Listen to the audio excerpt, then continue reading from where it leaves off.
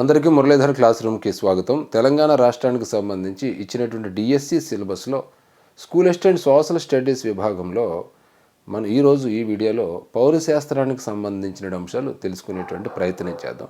పౌరశాస్త్ర అంశాల్లో మనకి 12 విభాగాలుగా ఇవ్వటం జరిగింది. ఈ 12 విభాగాలు ఏమిటి, ఆ 12 విభాగాలకు సంబంధించి రిలేటెడ్గా ఉన్నటువంటి యూనిట్స్ ఏమున్నవి, 6వ తరగతి నుంచి ఇంటర్ వరకు ఉన్నటువంటి రిలేటెడ్ యూనిట్స్ ఏమున్నవి అనేది ఈ వీడియో ద్వారా మీకు తెలియజెప్తాను, చూడండి. అందులో మనం మొట్టమొదటిది చూసుకున్నట్లయితే కుటుంబానికి సంబంధించిన అంశాలు. కుటుంబం, సామాజిక సంస్థలు, కుటుంబం, వివాహం, మతం, విద్య, ఆర్థికపరమైనటువంటి మరియు రాజకీయపరమైన అంశాలు ఇక్కడ ఇవ్వటం జరిగింది. ఇక రెండోది సమాజం మరియు గ్రూపులు, వివిధ రకాల సమాజాలు మరియు గ్రూపులు, సామాజిక అభివృద్ధి, పౌర జీవనం, సాంఘిక దురాచారాలు, సామాజిక పరిణామం, సంస్కృతి మరియు సమాజం అని ఇవ్వటం జరిగింది. ఇక మూడోది రాజ్యం యొక్క ముఖ్య లక్షణాలు ఏంటి, దేశము మరియు రాజ్యము, దేశము మరియు జాతీయతవాదం ఇవ్వటం జరిగింది. ఇక నాలుగోది చూసుకుంటే మన ప్రభుత్వము, అంటే స్థానిక స్వపరిపాలన, గ్రామీణ పట్టణ ప్రాంతాల యొక్క అధికారాల వికేంద్రీకరణ, అలాగే ప్రజాసేవల పాత్ర, కేంద్ర రాష్ట్ర ప్రభుత్వాలలో కార్యనిర్వాహక శాఖ కానీ, అలాగే శాసన నిర్మాణ శాఖ, న్యాయ శాఖకు సంబంధించిన అంశాలు, అలాగే కేంద్ర రాష్ట్రాలలో న్యాయ వ్యవస్థ నిర్మాణం, పౌరుల హక్కులు, రక్షణ, కోర్టులు, లోక్ అదాలత్లు, ఇవన్నీ కూడా మీరు ఇక్కడ ఇచ్చినటువంటి 4 విభాగాల్లో ఉన్నటువంటి అంశాలు. అంటే 4 విభాగాలు మనం చూసుకున్నట్లయితే ఇక్కడ 2వ విభాగాల మీద మనకు కాస్త గందరగోళం వస్తూ ఉంటుంది. అందులో ఒకటి కుటుంబం, రెండోది సమాజం, గ్రూపులు. కారణం ఏంటంటే ఈ 2 టాపిక్స్ ప్రస్తుతం ఉన్నటువంటి పాఠ్యపుస్తకాల్లో లేవు కదా, మరి ఏడు చేసేది ఇలాంటి టాపిక్స్ ఎందుకు ఇచ్చేది అనేటువంటి ఒక అభిప్రాయం మనకు వస్తుంది. సిలబస్ డిజైన్ అనేటువంటిది అలా జరిగింది. అంటే ప్రీవియస్ డిఎస్సి సిలబస్ని బేస్ చేసుకునే వాడు ఇవ్వటం జరిగింది కాబట్టి సిలబస్లో ఈ అంశాలు పొందుపరిచాడు. మరి ఇక్కడ ఈ అంశాలు పొందుపరిచాడు కాబట్టి మనం ఏం చేయాలి అంటే, ఇప్పుడు కుటుంబానికి సంబంధించి కానీ సమాజానికి సంబంధించి కానీ ప్రస్తుతం పాఠ్యపుస్తకాల్లో లేవు. అయితే మనకు 3వ తరగతి కానీ 4వ తరగతి కానీ 5వ తరగతిలో వీటి మీద కాస్త వివరణ మనకు కనిపిస్తూ ఉంటుంది. కుటుంబానికి సంబంధించి, సమాజానికి సంబంధించి, అలాగే స్థానిక సంస్థలు ఇలాంటి అంశాలకు సంబంధించి 3, 4, 5 తరగతుల్లో ఉన్నవి. ఒకసారి దాన్ని స్టడీ చేయాలి. ఇక రెండోది ఈ కుటుంబం, సమాజానికి సంబంధించిన అంశాలు పాత 6వ తరగతి పాఠ్యపుస్తకంలో, అంటే రాష్ట్ర విడిపోక ముందు ఉన్నటువంటి పాఠ్యపుస్తకాల్లో ఈ అంశాలు అక్కడ పొందుపరిచాడు. అది ఇక్కడ మనం స్టడీ చేసుకోవాలి. మరి ఆ పాఠ్యపుస్తకాలు మన దగ్గర లేవు కదా, ఏం టెన్షన్ పడక్కర్లేదు. అవి మా దగ్గర ఉన్నవి. మీరు వాట్సాప్లో నాకు జాయిన్ అవ్వండి. మా యొక్క మురళీధర్ క్లాస్ రూమ్ లింక్ మీకు ఇస్తున్నాను కింద, వాట్సాప్ గ్రూప్ లింక్. అందులో మీరు చేరితే నేను అందులో మీకు షేర్ చేస్తాను. చక్కగా మీరు జిరాక్స్ తీసుకుని దగ్గర పెట్టుకొని చూసుకోండి, సరిపోతుంది. ఇక మిగతా అంశాలు మనం రాజ్యానికి సంబంధించిన అంశాలు మనకి ఇంటర్మీడియట్ ఫస్ట్ ఇయర్లో కనిపిస్తుంటాయి. రాజ్యం యొక్క లక్షణాలు కానీ, అలాగే దేశానికి సంబంధించి జాతీయవాదం, అంటే ఇక్కడ 3 రాజ్యము, జాతీయవాదం, ఈ 3 అంశాలు కూడా మనకి ఇంటర్మీడియట్ ఫస్ట్ ఇయర్లో ఉంటాయి. అది మీరు చూసుకుంటారు. ఇప్పుడు దీనికి రిలేటెడ్గా ఇక్కడ ఇచ్చిన 4 యూనిట్లకు రిలేటెడ్గా ఉన్నటువంటి చూసుకున్నట్లయితే మొట్టమొదటి చూడండి, పాత 6వ తరగతిలో మనకి మొదటి యూనిట్ కుటుంబం, 2వ యూనిట్ సమాజం, 3వ యూనిట్ స్థానిక పరిపాలన. అంటే క్లియర్ కట్గా ఆ పుస్తకాల్లో ఉన్నటువంటి టైటిల్స్ ఇక్కడ ఇవ్వటం జరిగింది. అర్థమవుతుంది మీకు. ఇక రెండోది ఇప్పుడున్నటువంటి 6వ తరగతులు ప్రజెంట్ పుస్తకం మనం తీసుకున్నట్లయితే ఇక్కడ 3 యూనిట్లు కనిపిస్తుంది. ప్రజాస్వామ్య ప్రభుత్వము, 13ది గ్రామ పంచాయతీలు, 14ది పట్టణ ప్రాంతాల్లో స్థానిక పాలన అనేటువంటిది మనకు కనిపిస్తుంది. ఇక 7వ తరగతి ప్రజెంట్ పుస్తకం తీసుకుంటే రాష్ట్ర శాసనసభల్లో చట్టాల తయారీ, జిల్లాల్లో చట్టాల అమలు అనేది ఇవ్వటం జరిగింది. ప్లస్ ఇంటర్మీడియట్లో మనకి ఫస్ట్ ఇయర్లో రాజ్యము, జాతీయత అంశాలు, అలాగే సెకండ్ ఇయర్లో దీనికి స్థానిక స్వపరిపాలన సంస్థలు అనేటువంటి ఒక యూనిట్ ఉంటుంది. ఇవన్నీ కూడా మీరు స్టడీ చేసుకోవాల్సినటువంటి అవసరం అయితే ఉన్నది. ఇది మొదటి 4 అంశాలకు సంబంధించి వివరణ. ఇక తర్వాత 5ది చూసుకుంటే పౌరసత్వం నిర్వహణ, పౌర సేవా పత్రము, కేంద్ర విజిలెన్స్ కమిషనర్, లోకాయుక్త, మానవ హక్కుల కమిషన్, గుడ్ గవర్నెన్స్, సమాచార హక్కు చట్టం, సమాచార సాంకేతిక చట్టం, ఈ గవర్నర్స్, పాలనలో ప్రజల యొక్క భాగస్వామ్యం, ఇదంతా ఇచ్చాడు ఇక్కడ పౌరసత్వం నిర్వహణకు సంబంధించినటువంటి దాంట్లో. దాంతోపాటు అదే యూనిట్లో మనకి భారత రాజ్యాంగ అంశాలు కూడా ఇవ్వటం జరిగింది. భారత రాజ్యాంగ చరిత్ర, రాజ్యాంగ పరిషత్తు, ముసాయిదా కమిటీ ఆధారాలు, దాని యొక్క లక్షణాలు, అందులో ఉన్నటువంటి ప్రాథమిక అంశాలు, ప్రవేశిక మొత్తం భారత రాజ్యాంగానికి సంబంధించి ఇంటర్ స్టాండర్డ్ వరకు ఉన్న అన్ని అంశాలు ఇక్కడ మిళితం చేయడం జరిగింది. ఇక ఆరోజు చూసుకుంటే భారత ప్రజాస్వామ్యం అనేటువంటి ఒక టాపిక్ ఇచ్చాడు ఇక్కడ. అంటే ప్రజాస్వామ్యం అర్థం ఏంటి, దాని యొక్క స్వభావం ఏంటి, ప్రజాస్వామ్యంలో ఉండే రకాలు ఏంటి, ప్రజాస్వామ్యం యొక్క ఎన్నికల ప్రక్రియ మరియు ఎన్నికల ప్రక్రియ, ప్రధాన రాజకీయ పార్టీలు, ప్రజాస్వామ్యంలో రాజకీయ పార్టీల యొక్క పాత్ర, అధ్యక్ష తరహా మరియు పార్లమెంటరీ తరహా ప్రజాస్వామ్యం, ప్రజాస్వామ్య భవిష్యత్తు ఏ విధంగా ఉన్నది, ప్రజాభిప్రాయం, అలాగే ప్రజాభిప్రాయాన్ని తెలిపే సంస్థలు ఏంటి, ప్రెస్, మీడియా, రాజకీయ పార్టీలు ప్రభావితం చేసేటువంటి సమూహాలు ఏంటి, ఇవన్నీ కూడా ఇక్కడ ఇవ్వటం జరిగింది. అంటే భారత ప్రజాస్వామ్యం అనేటువంటి ఒక టైటిల్ పెట్టి ఇక్కడ ఇచ్చినటువంటి 6వ యూనిట్ మనం టాపిక్ చూసుకుంటే భారత ప్రజాస్వామ్య టైటిల్ పెట్టాడు. అయితే ఇక్కడ మనం ప్రజాస్వామ్యం అంటే ఏంటి, దాని చరిత్ర చూసుకోవాలి, ప్రజాస్వామ్యం యొక్క లక్షణాలు ఏంటి, ప్రజాస్వామ్యంలో ఉండేటువంటి రకాలు ఏంటి అనేది చూసుకోవాలి.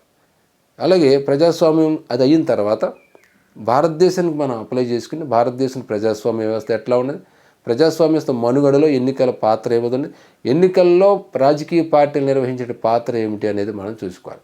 సో ప్రజాస్వామ్య వ్యవస్థ సక్రమంగా పనిచేయడానికి ప్రజలు చేయవలసిన పనులు ఏంటి, వాళ్ళకి అభిప్రాయాలు ఏ విధంగా తీసుకోవాలి, ఇవంతా కూడా ఇక్కడ ఇచ్చాడనమాట. అంటే ఇక్కడ ఫస్ట్ ఇయర్, సెకండ్ ఇయర్ ప్రజాస్వామ్య అంశాల మిళితమంతా ఒక ప్యాకేజీ రూపంలో ఇక్కడ పొందుపరచడం జరిగింది విద్యార్థుల. ఇక 7వ చూసుకుంటే సామ్యవాదం అనేటువంటి ఒక అంశం ఇచ్చాడు ఇక్కడ.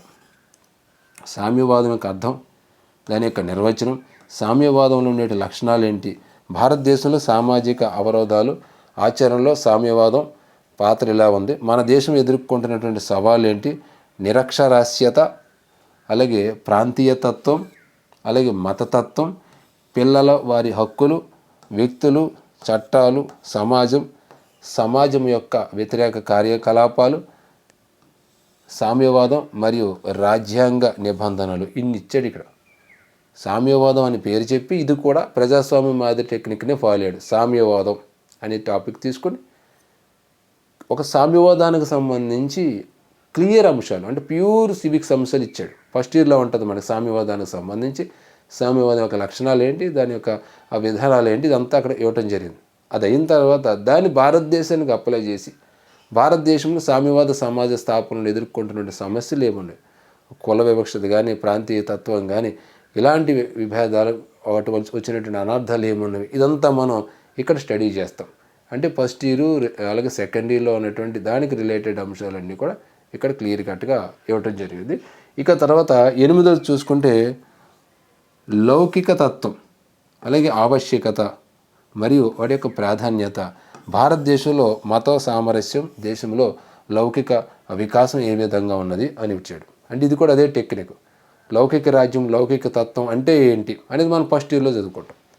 ఆ తర్వాత భారతదేశంలో లౌకిక విధానం ఏ మాదిరి ఉన్నది అనేది మనం సెకండ్ ఇయర్ ఇతరత్ర 6వ తరగతి నుంచి 10వ తరగతి వరకు ఉన్నటువంటి అంశాలు చదివినప్పుడు మనకు అది అర్థమవుతుంది. అంటే ఇక్కడ ఇచ్చినటువంటి 3 అంశాలు చూసుకుంటే ప్రజాస్వామ్యం కానీ, సామ్యవాదం కానీ, లౌకిక తత్వం కానీ, అటు ఫస్ట్ ఇయర్లో ఉన్నటువంటి అంశాలు, ఇటు సెకండ్ ఇయర్లో ఉన్న అంశాలు చూసుకోవాలి. ప్రజాస్వామ్యం దాని యొక్క లక్షణాలు, సామ్యవాదం దాని యొక్క లక్షణాలు, లౌకిక రాజ్యం దాని యొక్క లక్షణాలు, దాని యొక్క విధానాలు, దాని యొక్క రకాలు, ఇలా మొత్తం ఓవరాల్గా చూసుకుని దాన్ని భారతదేశానికి మనం అప్లై చేసుకునే విధంగా ఇక్కడే సిలబస్లో పొందుపరిచాడు విద్యార్థులారు. ఇక తర్వాత చూద్దాం. మరి దీనికి రిలేటెడ్గా 7వ తరగతిలో ఏమన్నా చూసుకుంటే 19వ పాఠం జీవనాధారం పట్టణ కార్మికుల పోరాటాలు, ఇది మనకి సామ్యవాద సమాజం అనే టాపిక్ ఇచ్చాడుగా, దానికి రిలేటెడ్గా ఉంటుంది. అలాగే రవాణా వ్యవస్థ ప్రాధాన్యత. ఇక 6వ తరగతిలో మన సమాజంలో వైవిధ్యం, ఇది కూడా సామ్యవాద అంశంలో మనకు రిలేటెడ్గా ఉన్నటువంటి యూనిట్. ఇక 8వ తరగతి చూసుకుంటే భారత రాజ్యాంగం, ఇది క్లియర్గా ఉంటుంది మనకి. అలాగే 14ది పార్లమెంటు, కేంద్ర ప్రభుత్వం, 15ది చట్టం, న్యాయం, ఒక సన్నివేశ అధ్యయనం, 20ది లౌకిక తత్వం అవగాహన అనేది ఇక్కడ దీనికి రిలేటెడ్గా ఉన్నటువంటి అంశాలు. ఇక 9వ తరగతిలో మానవ హక్కులు, ప్రాథమిక హక్కులు అనేటువంటి ఒక టాపిక్ ఉంటుంది. అది ఇక్కడ మనం భారత రాజ్యాంగానికి సంబంధించి రిలేటెడ్గా ఉన్న అంశాలు. 10వ తరగతిలో స్వతంత్ర భారత రాజ్యాంగం, అలాగే భారతదేశంలో ఎన్నికల ప్రక్రియ అనేటువంటి అంశాలు ఉన్నవి. ఇవన్నీ కూడా దీనికి రిలేటెడ్గా ఇచ్చినటువంటి టాపిక్స్. ఇక తర్వాత 9, 10, 11, 12 ఒకసారి కనుక చూసుకున్నట్లయితే 9ది సామాజిక సంస్థలు అసమానతలు అనేటువంటి ఒక అంశం ఇచ్చారు.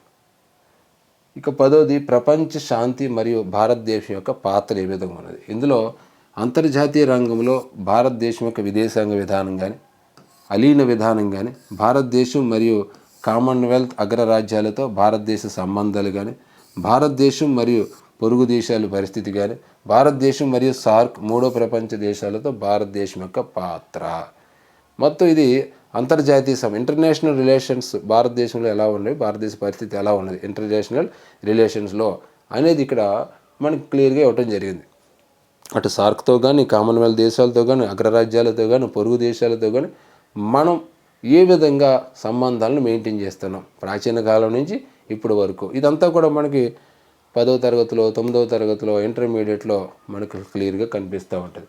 ఇక 11 చూసుకుంటే ఐక్యరాజ్య సమితి మరియు సమకాలీన ప్రపంచ సమస్యలు, ఐక్యరాజ్య సమితి పాత్ర, ప్రధాన అంగాలు ఏమిటి, ప్రత్యేక అనుబంధ సంస్థలు ఏంటి, విధులు, సాధించినటువంటి విజయాలు, ఐక్యరాజ్య సమితిలో భారతదేశం యొక్క పాత్ర, సమకాలీన ప్రపంచ సమస్యలు ఏమన్నవి, అలాగే నూతన అంతర్జాతీయ ఆర్థిక విధానం, పర్యావరణ పరిరక్షణ మరియు మానవ హక్కులు, ఇవన్నీ కూడా 11వ యూనిట్లో ఇచ్చాడు. 12వ యూనిట్లో రవాణా విద్య, రోడ్ల భద్రత అనేటువంటి టాపిక్ ఇవ్వడం జరిగింది. దీని మీద ఆల్రెడీ ముందు టాపిక్లో దానికి రిలేటెడ్గా ఉన్న అంశాలు చెప్పుకోవడం జరిగింది. ఇలా ఇక్కడ ఇచ్చిన 4 అంశాలకు సంబంధించి ఏమున్నవి 6, 7, 8, 9, 10 ఇంటర్మీడియట్లో ఏమున్నవి అనేది ఒకసారి మనం స్టడీ చేద్దాం. 6వ తరగతి చూసుకుంటే మన సమాజంలో వైవిధ్యం, స్త్రీ పురుష సమానత్వం దిశగా పయనం. 7వ తరగతిలో రవాణా వ్యవస్థ ప్రాధాన్యత. 18వ పాఠం కుల వివక్ష సమానత్వానికై పోరాటం. అలాగే జీవనాధారం పట్టణ కార్మికులు పోరాటాలు. ఇక 8వ తరగతిలో జమీందారీ వ్యవస్థ రద్దు. 17వ పాఠం పేదరికం అవగాహన. 19వ యూనిట్ సాంఘిక మత సంస్కరణోద్యమాలు. ఇక 9వ తరగతి నుండి చూసుకుంటే విస్తరిస్తున్నటువంటి ప్రజాస్వామ్యం రూపుదిద్దుకుంటున్న భావన, రోడ్లు భద్రత విద్య. 10వ తరగతి నుండి చూసుకుంటే ప్రపంచ యుద్ధం తరువాత ప్రపంచం, భారతదేశ పాత్ర, ఇది ఇచ్చాడు ఇక్కడ. దీనికి రిలేటెడ్గా మన ఇంటర్మీడియట్లో సెకండరీలో ఉన్న అంశాలు, అలాగే మొదటి సంవత్సరంలో ఉన్న అంశాలు కూడా మీరు చదువుకోవాలి. ఇక తర్వాత టాపిక్ చూసుకుంటే 13వది మహిళల రక్షణ చట్టాలు, బాలల హక్కులు అనేది ఒక టాపిక్ ఉన్నది. ఇక 14వది సంస్కృతి మరియు సమాచారం. ఇక తెలంగాణ రాష్ట్రంలో హస్తకళలు, చేనేత నిర్మాణం, స్మారక చిహ్నాలు, ప్రదర్శన కళలు మరియు కళాకారులు, చలనచిత్ర మరియు ప్రింట్ మీడియా, క్రీడలు, జాతీయవాదం మరియు వాణిజ్యం అనేటువంటి విభాగాలు ఇక్కడ కనిపిస్తాయి. ఈ టాపిక్ చూస్తుంటే ఈ పాటికి మీకు లైట్ వెలుగుతుంది అనమాట. ఇవి ఎక్కడో మనం 6వ తరగతిలోనో 8వ తరగతిలోనో ఎక్కడో చూసాం కదా అని. రైట్, అందులోని అంశాలు ఇక్కడ క్లియర్ కట్ ఇచ్చాడు. ఇక 6వ తరగతిలో చూడండి స్త్రీ పురుష సమానత్వం దిశగా పయనం. 6వ తరగతి తీసుకుంటే 16వ యూనిట్ స్త్రీ పురుష సమానత్వం దిశగా పయనం. చాలాసార్లు వచ్చింది కదా, ఇది వస్తూనే ఉంటుంది, దానికి రిలేటెడ్గా ఉన్నది కాబట్టి మనం పొందుపరుస్తూ ఉంటాం. అలాగే 21 తెలంగాణలో పచ్చదనం. 7వ తరగతి 16వ యూనిట్ రాష్ట్ర శాసనసభ చట్టాల తయారీ. అలాగే 17వ యూనిట్ జిల్లాలో చట్టాల అమలు. ఇక 8వ తరగతి చూసుకుంటే హక్కులు అభివృద్ధి, ఆధునిక కాలంలో కళలు కళాకారులు. 22వది సినిమా ముద్రణ మాధ్యమాలు. 23వది క్రీడలు జాతీయత వాణిజ్యం అనేటువంటిది. ఇక 9వ తరగతి మానవ హక్కులు ప్రాథమిక హక్కులు. 20వ పాఠం మహిళా రక్షణ చట్టాలు. సివిక్స్ సిలబస్లు ఇచ్చినటువంటి అంశాలు మనం పరిశీలన చేసి 6వ తరగతి 7వ తరగతి 8, 9, 10 తరగతుల్లో యూనిట్స్ ఏమున్నావు అనేది ఒకసారి క్లియర్గా మళ్ళీ ఒకసారి చూద్దాం. 6వ తరగతిలో ప్రజాస్వామ్య ప్రభుత్వం 12 యూనిట్, 13వ యూనిట్ గ్రామ పంచాయతీలు, 14వ యూనిట్ పట్టణ ప్రాంతాలు స్థానిక స్వపరిపాలన, 15వది మన సమాజంలో వైవిధ్యం, 16వది స్త్రీ పురుష సమానత్వం దిశగా పయనం, 21వది తెలంగాణలో పచ్చదనం. ఇది 6వ తరగతికి సంబంధించి. 7వ తరగతి చూసుకుంటే రవాణా వ్యవస్థ ప్రాధాన్యత, రాష్ట్ర శాసనసభ చట్టాల తయారీ, 17వ యూనిట్ జిల్లాల్లో చట్టాలు అమలు అనేటువంటిది. ఇక 8వ తరగతి చూసుకుంటే భారత రాజ్యాంగం 13వ పాఠం, 14వది భారత పార్లమెంటు కేంద్ర ప్రభుత్వం, 15వది చట్టాలు చట్టం న్యాయం ఒక సన్నివేశం, 18వది మానవ హక్కుల అభివృద్ధి, 21వది ఆధునిక కాలంలో కళలు కళాకారులు, 22వది సినిమా ముద్రణ మాధ్యమము, 23వది క్రీడలు జాతీయత వాణిజ్యం. ఈ అన్ని యూనిట్స్ మీరు సివిక్స్ రిలేటెడ్గా ఉన్న అంశాలు. ఇక 9వ తరగతిలో ప్రజాస్వామ్యం రూపుదిద్దుకుంటున్న భావన, 20 యూనిట్ మానవ హక్కులు ప్రాథమిక హక్కులు, 21ది మహిళా రక్షణ చట్టాలు, 22ది విపత్తుల నిర్వహణ, 23ది రోడ్లు భద్రత విద్య. అలాగే 10వ తరగతి చూసుకుంటే 15 స్వతంత్ర భారత రాజ్యాంగ నిర్మాణం, 16ది భారతదేశంలో ఎన్నికల ప్రక్రియ, 19ది ప్రపంచ యుద్ధం తర్వాత ప్రపంచం యొక్క ప్రక్రియ అనేటువంటిది. ఈ యూనిట్స్ మనకి పౌరశాస్త్రానికి సంబంధించి ఇచ్చినటువంటి అంశాలు. ఇక తర్వాత ఇంటర్ ఫస్ట్ ఇయర్ కనుక మనం చూసుకున్నట్లయితే రాజ్యం గురించి చదువుకోవాలా, జాతీయతావాదము, అలాగే చట్టం, ప్రజాస్వామ్యం, లౌకికవాదం, వీటికి రిలేటెడ్గా ఉన్నటువంటి అంశాలు మీరు ఇంటర్మీడియట్లో చూడవలసినటువంటి అవసరం ఉంది. అలాగే సామ్యవాదానికి సంబంధించిన అంశాలు, సామ్యవాద లక్షణాలు, ఇతరత్ర అంశాలు. ఇక తర్వాత ఇంటర్ సెకండరీలో చూసుకుంటే మొత్తం 14 రకాల యూనిట్లు మీకు కనిపిస్తున్నాడు. భారత రాజ్యాంగం, 2 ప్రాథమిక హక్కులు 10 సూత్రాలు, 3 కేంద్ర ప్రభుత్వం, 4 భారత పార్లమెంటు, 5 కేంద్ర న్యాయశాఖ, 6 రాష్ట్ర ప్రభుత్వం, రాష్ట్ర నిర్మాణ శాఖ, రాష్ట్ర న్యాయశాఖ, ఎన్నికల ప్రక్రియ, స్థానిక ప్రభుత్వాలు, భారతదేశంలో విదేశాంగ విధానము, ఐక్యరాజ్య సమితి, సమకాలీన సామాజిక అంశాలు, రాజకీయ పార్టీలు. ఇవన్నీ అంటే సెకండ్ ఇయర్లో అన్ని అంశాలు ఉన్నాయి మనకి. ఇంకా ఒకటి వదిలేద్దాం అనుకోవడానికి ఏం లేదు. ఫస్ట్ ఇయర్లో ఏదైనా కొంచెం అటు ఇటు చూసినా కానీ సెకండ్ ఇయర్ మొత్తం కంప్లీట్గా స్టడీ చేయాలి. ఇక్కడ మీకు పౌరశాస్త్రానికి సంబంధించి పాత పుస్తకం కూడా ఉంటుంది ఒకటి, అది కూడా చూసుకోండి.